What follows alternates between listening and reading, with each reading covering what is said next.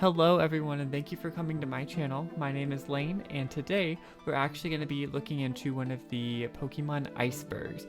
Now if you don't know what an iceberg video is, it's going to be where it has a bunch of different topics on it. At the very top for what you can see like on an iceberg, it's going to be more of like the well-known facts, well-known things, and then as we get deeper and darker into the different levels or the different depths of it, it becomes more obscure, more unknown. Now the iceberg that we are going to be looking at is going to be from the humane botfly. I found it on Reddit. Here's the iceberg. It's very big. It's got a lot of different layers. So for this one, we're actually going to be breaking it up into several different videos. If you guys are interested in this and want me to keep going, just in this video today, we're going to be discussing that very top layer. Just because it's probably already going to be a really long video with just that. So if you guys are interested, let me know. We can continue on with this going forward. But yeah, other than that, go ahead and grab a snack or drink and prepare to learn something.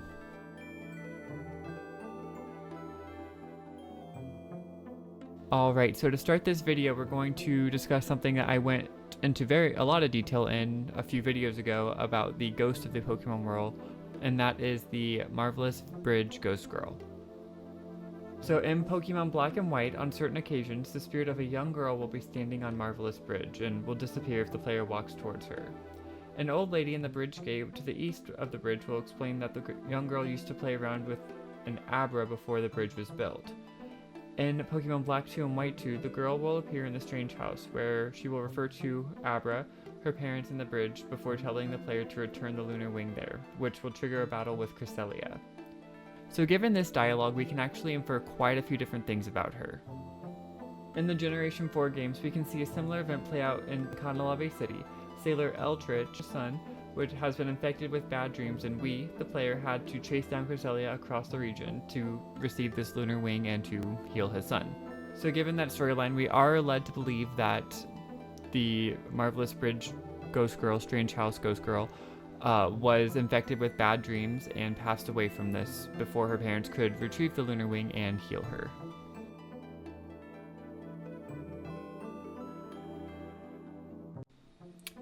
Alright, now you knew we weren't going to make it too far into a creepy, obscure, genuinely dark Pokemon iceberg without talking about Lavender Town at least once. So, the topic for this portion of the section is going to be for Give Me Blood. On the 6th floor of Pokemon Tower, located in Lavender Town, there is a Chandler who will tell the player, "Give me blood," before starting a battle. Now, the Chandler is a type of Pokemon trainer that has only appeared in the Generation 1 games and their remakes. They are generally depicted as Shinto priestess. Their strange behavior when challenging the player and their subsequent reaction after being defeated seems to imply that they were possessed by their Pokemon or by the ghost in the tower, being freed from this possession upon being defeated. In fact, some Chandlers actually apologize after the battle, saying, "I was possessed," when spoken to. So the majority of these ladies can say some pretty spooky shit. Either way, one of the Chandler's comments has been taken and ran with to describe the darker aspects of the Pokemon franchise, which is usually a very cheerful, colorful, childlike atmosphere franchise for. Now this comment has been removed from subsequent games, being replaced by other spooky stuff, but less spooky than Give Me Blood.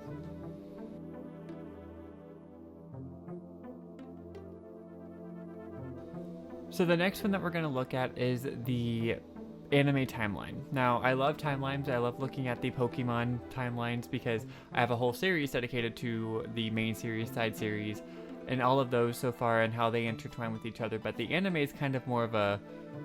It seems more intuitive that it follows how it comes out because that's just how cartoons work, or animes work. But this one's weird because Ash, the main character for the original series, was perpetually 10 years old. He was stated that way at the beginning of the series, halfway through the series in Black and White, Best Wishes, but then also in the original series, it was stated that an entire year has passed since he started his journey. So how can an entire year pass if he's still 10?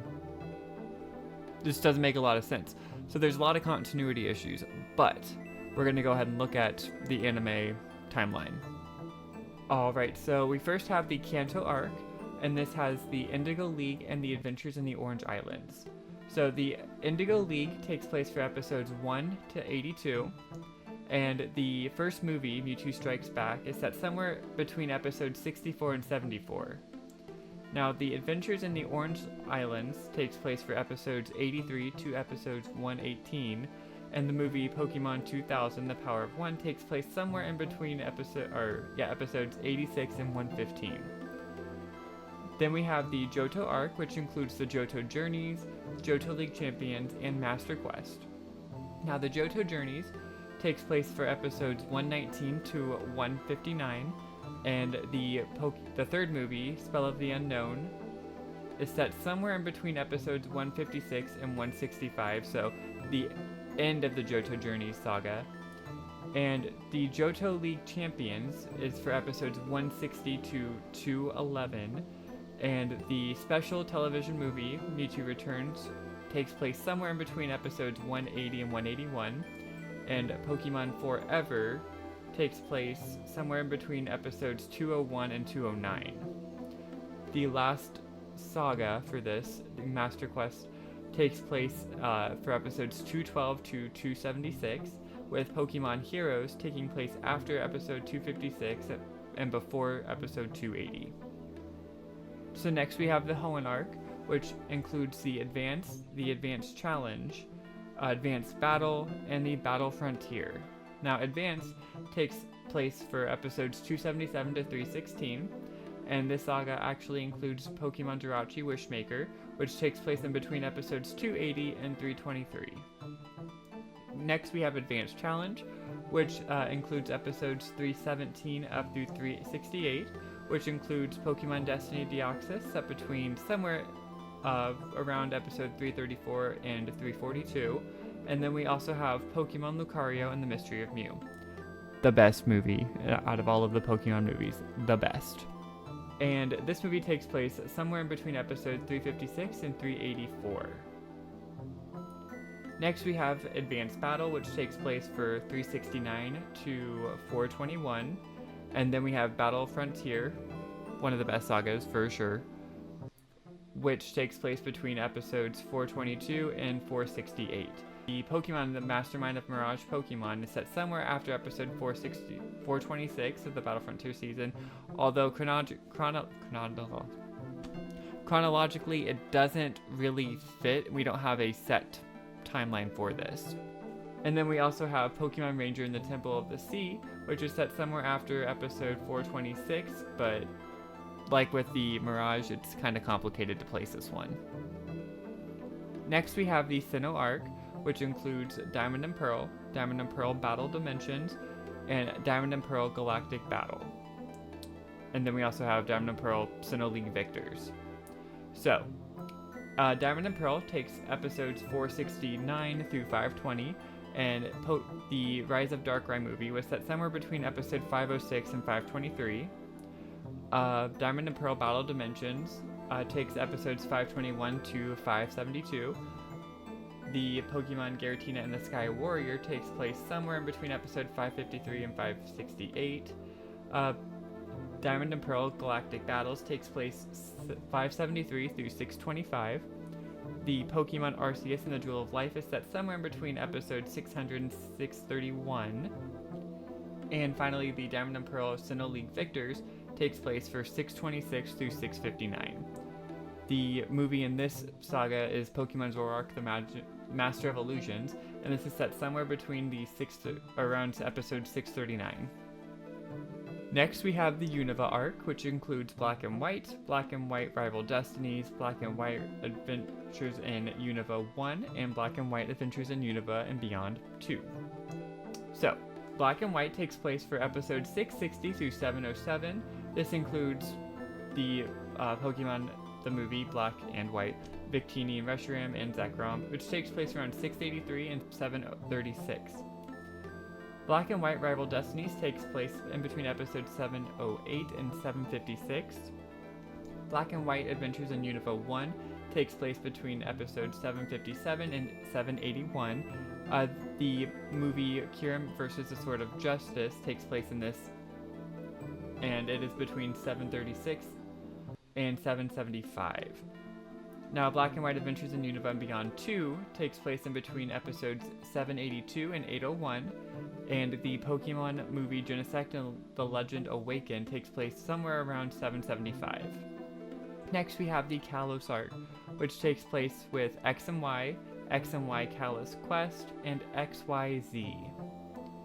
Now, in the Kalos arc, we have and ZY, we have episodes 802 to 849. Pokemon the movie Deontay and the Cocoon of Destruction takes place somewhere around episode 838 and before episode 853. XY Kalos Quest takes place between episodes 850 and 894. We have Pokemon the movie Hoopa and the Clash of Ages, which is set somewhere between episodes 868 and 901. Next we have XY and Z, which the episodes 8 are for 895 and 941. Pokemon the movie Volcanion and the Mechanical Marvel is set somewhere between 911 and 927. Next we have the Alola arc, which is Sun and Moon Ultra Adventures, and Sun and Moon Ultra Legends. Now Sun and Moon takes place for episodes 942 to 984. Sun and Moon Ultra Adventures takes place for episodes 985 to 1033. Sun and Moon Ultra Legends takes place between episodes 1034 and 1087. Next, we have the Galar arc, which includes Pokemon Journeys, Pokemon Master Journeys, Pokemon the Arceus Chronicles, which we don't really have a set date for, and Pokemon Ultimate Journeys. Now, the Pokemon Journeys takes place for episode 1088 to 1135. Pokemon Master Journeys takes place for episodes 1136 to 1177. The Arceus Chronicles doesn't have a set continuity, but it is somewhere in the Master Journeys. Pokemon Ultimate Journeys takes place for episodes 1178 to 1234. Then we have the Paldea arc, which is still technically ongoing at this time. I don't know if they've started the new one, but yeah, it's still ongoing, so it's 1235 ongoing. And then we have the non-movies, so that would be Pokemon the movie I Choose You, Pokemon the movie The Power of One, and Pokemon the movie The Secrets of the Jungle. So yeah, that was a lot, but I'm gonna try to have a neat little thing.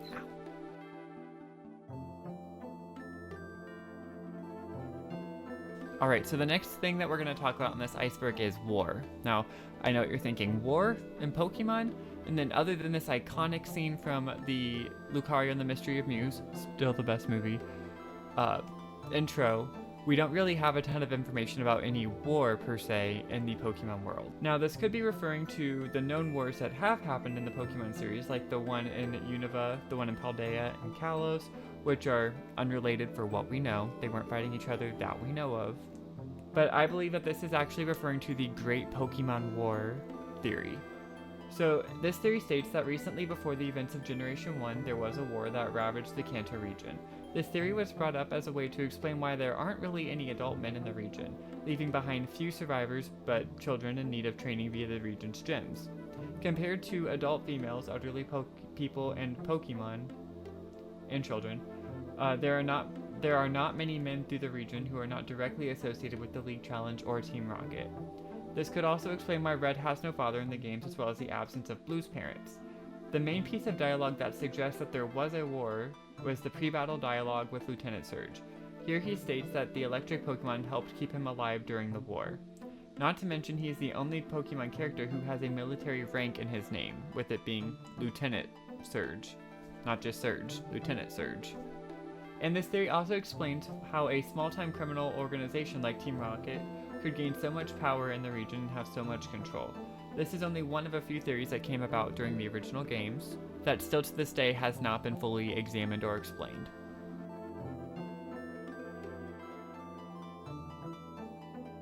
So, this next part of the iceberg, I actually made a YouTube short on if you guys want to go watch that. But anyways, it is about whether or not N is actually a Zoroark in disguise. So let's start with their appearance, with both of them being very slender, having a long ponytail, and both of them having alternate color schemes, with Ends focusing more on white and Zoroark's focusing more on black. Now keep in mind, Zoroark is known as the illusion Pokemon, being able to turn into other things. Of course, N was said to have been born of Pokemon and can speak to Pokemon, which no other human in the games can do.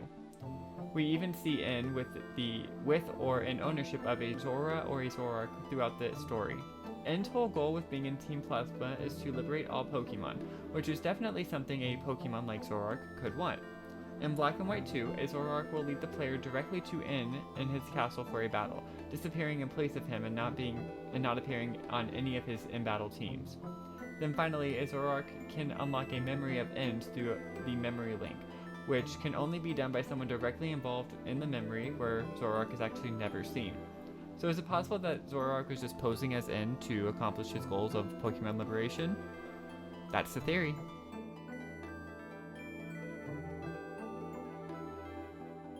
Alright, so for this next one, we're going to be discussing the main series timeline, which I have done at length in other videos, and have also included main series stuff, or side series and spin-off stuff in that as well. So if you guys really want to get into that, I recommend watching this because it's going to be very quick in this section. So the main series consists of 37 different games, not including Legends ZA or any DLC, spread across 9 different generations of Pokemon. These games can all refer to the previous game events, which prove that there is a definitive timeline. Someone can't talk about something if it hasn't happened yet. So in 2014, there was a Twitter post that has been deleted by Toshinobu Matsumiya, which proves that we do have something of a somewhat definitive timeline for the earlier generation of games. Now, for simplicity's sake, I will be referring to all of these games in one canon, which means Kanto is the Kanto games, which includes Red, Blue, Green, Yellow, Fire Red, Leaf Green, and Let's Go Pikachu and Let's Go Eevee. I understand there's multiple different timelines. I understand that there's different things happen and everything, but for simplicity's sake, please, we're just going to make it Kanto, Johto, Hoenn. We're just going to group the games together. Thanks. So according to the post by Toshinobu Matsumiya, the events of Kanto and Hoenn happen at around the same time, then are followed by the events of Johto and Sinnoh, happening around the same time 3 years after the events of Kanto and Hoenn. We know from the tweet that the next game in this timeline are Black and White, which it isn't a stated timeline jump, but we can do the math and stuff. Watch my video, find out why. We can deduct that it's around 12 years after the events of Johto and Sinnoh. Then from there we can add Black 2 and White 2 and the Kalos games happening around 2 years after Black and White at the same time as each other. Everything else from there is not mentioned in the tweet, so here are the SparkNote versions of my findings. The Alola games happen around 20 years after the original Kanto games, which after mathing comes out to 2 years after Black 2 and White 2 and the Kalos games. Then we can add Sword and Shield and its DLC, the Isle of Armor and the Crown Tundra, to the map, happening sometime after the events in Alola. From there we can add Legends Arceus to the beginning of our timeline, happening less than 500 years before the original Kanto games. Finally, we can add Scarlet and Violet and their DLC, the Teal Mask and Indigo Disc, to the end of our timeline, happening sometime after the events of Sword and Shield. Where will ZA fall? Who knows?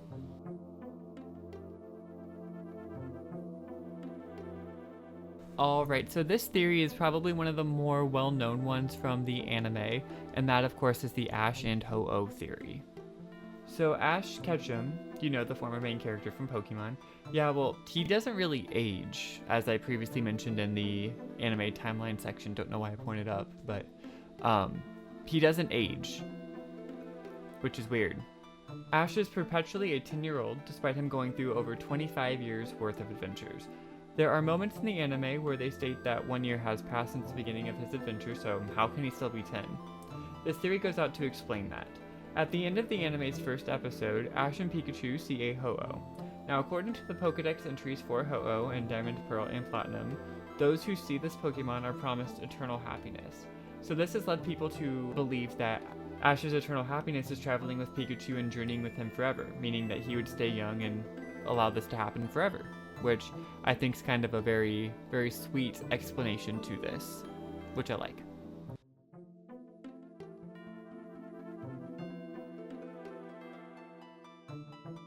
Alright, so the next thing we're going to discuss is the unaliving of Marowak,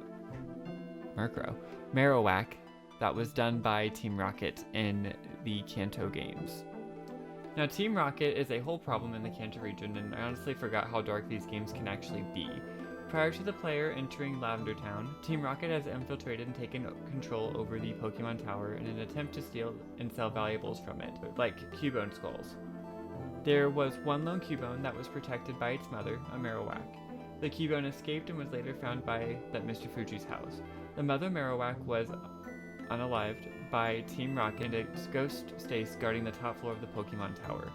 She will appear as a ghost until the player obtains the Sylph Scope that allows the player to see. In the Generation 1 and 3 games, the player must battle it to calm it down.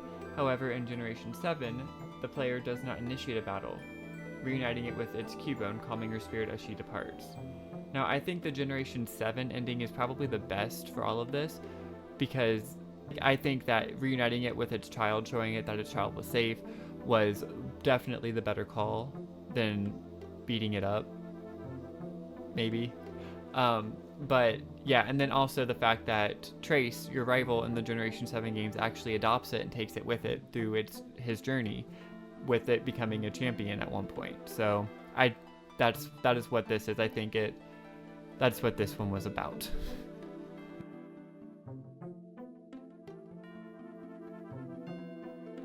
Now, buckle up for this one, because Mewtwo is a mass murderer. Let's go. So this is going to be heavily based in the first movie, where this is definitely more seen and less implied, but I will cover the Cinnabar Island case too, which I definitely just made a whole thing about Mr. Fuji. Go check out something up there.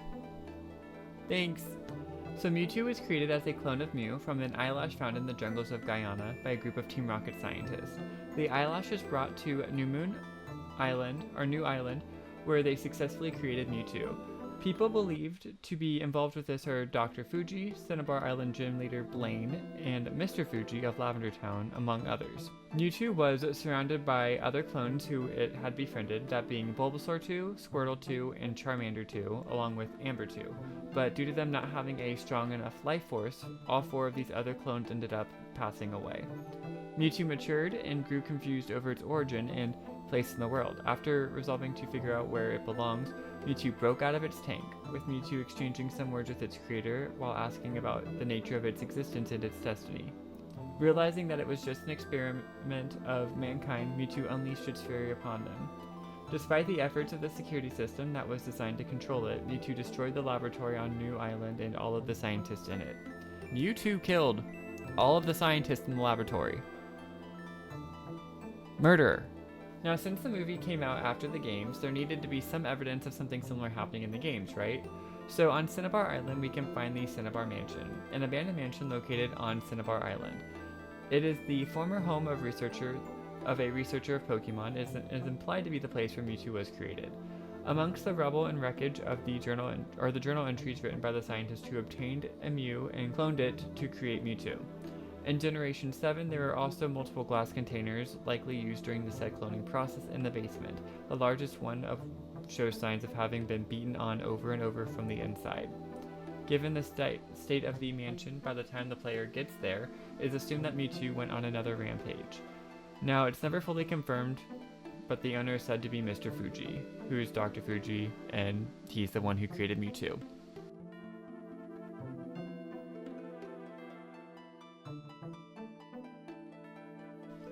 Alright, so this one's a little more open-ended because it doesn't really give me much direction on where we're going, but I believe that they're just talking about Ingo's fate and the fact that he was taken back in time to Legend Arceus.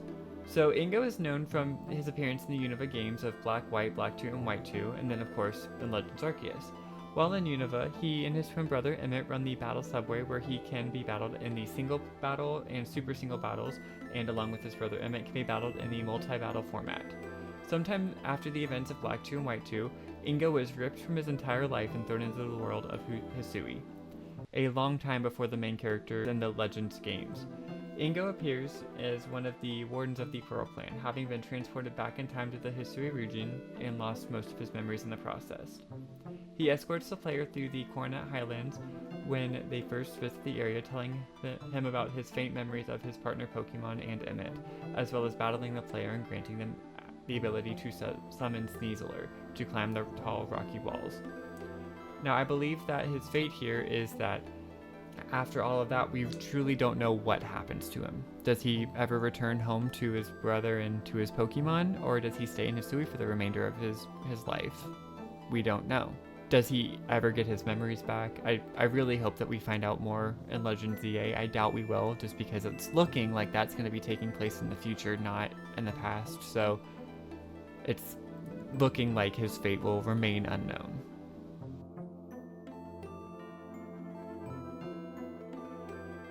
Alright, and finally, for this section, we have the last part, which is the Ancient Mew card, which is something I have always wanted. It's probably not very expensive nowadays, but I've always wanted one ever since I saw it in the movie, and yeah, anywho. The Ancient Mew is a card that was given out in the year 2000 as a promo during the theatrical release of the second Pokemon movie, The Power of One. The card was first featured in this movie as part of Lawrence III, the evil guy from this movie, collection of treasures. Other than looking cool as heck, this is a very unique Pokemon card. The card depicts text written in a mixture of Germanic runes, such as those of Futhark and Gothenburg, and it also features Mayan glyphs on its artwork. The runes are not used for their precise phonetic value, but as a cipher for the Latin alphabet. My friend when I was younger told me that there were only 2 of these cards made, which is why I really wanted one, which I now know was a bold-faced lie. Thank you, Zinta. Editor Lane here. Zinta was actually talking about this Southern Isles Mew card, not the ancient one. There's still more than just 2, but I just wanted to correct myself and put some respect on his name. Sorry, Zinta. The first Japanese prints of these cards featured a speckled hollow foil treatment and the misspelled Nintendo and the copyright text on the card border as Nintendo. I like that. A mint PSA 10 of these cards can go around for about $650. This was actually one of 2 Pokemon cards that have made an appearance in the anime.